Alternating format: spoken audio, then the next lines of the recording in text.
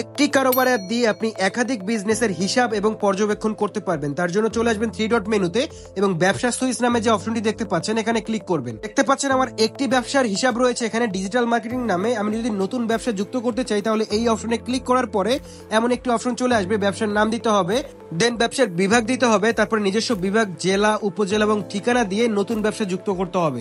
So এখান থেকে আমরা নতুন ব্যবসা হিসেবে নতুন ব্যবসার নাম দিয়ে দিলাম। এখান থেকে নাম দেওয়ার পরে অবশ্যই এখানে ব্যবসার বিভাগটাও দিতে হবে। আপনারা আপনাদের মতো করে ব্যবসার নাম দিয়ে দিবেন, যেটা আপনার ব্যবসা ঠিক সেই ব্যবসার নাম এখানে দিয়ে দিবেন। সো আমি এখানে সবুজ স্টোর দিয়ে দিলাম, দেন এখানে ব্যবসার বিভাগ দিয়ে দিলাম বেকারি। দেখতে পাচ্ছেন লক্ষ্য করে এখানে প্রচুর ব্যবসার বিভাগ রয়েছে, আপনাদের যে বিভাগের ব্যবসা করেন ঠিক সেই বিভাগের ব্যবসা এখানে দিয়ে দিবেন, দেন নিজের বিভাগ দিতে হবে, তারপরে আপনাদের নিজস্ব জেলার নাম এখানে দিয়ে দিবেন, তারপরে উপজেলার নাম এবং আপনার ঠিকানা দিয়ে নতুন ব্যবসা এখানে যুক্ত করলেই যুক্ত হয়ে যাবে। সো এখানে আমি ঠিকানা দিয়ে দিলাম।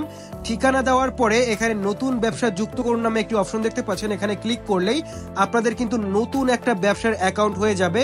আগের যে আপনার কারোবার অ্যাপটি ছিল এই অ্যাপের মধ্যেই দেখতে পাচ্ছেন অলরেডি সবুজ স্টোর নামে কিন্তু আমার একটা ব্যবসা কিন্তু এখানে তৈরি হয়ে গিয়েছে। এবং এখানে আমরা যদি ব্যবসা সুইচে ক্লিক করি, ক্লিক করলে এখানে দুটি ব্যবসা আমরা পরস্পর দেখতে পারবো। এটা হচ্ছে ডিজিটাল মার্কেটিং হচ্ছে আমার আগের ব্যবসার হিসাবপত্র এবং সবুজ স্টোর হচ্ছে আমার নতুন ব্যবসার হিসাবপত্র।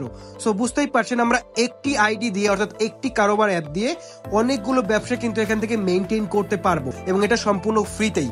সো বুঝতেই পারছেন বর্তমানে যদি আপনারা এই কারোবার অ্যাপটি ব্যবহার করেন সম্পূর্ণ ফ্রিতে, এমন ধরনের ব্যবসা কিন্তু আপনারা প্রতিনিয়ত এখান থেকে খুব সহজেই আপনারা মেইনটেইন করতে পারবেন।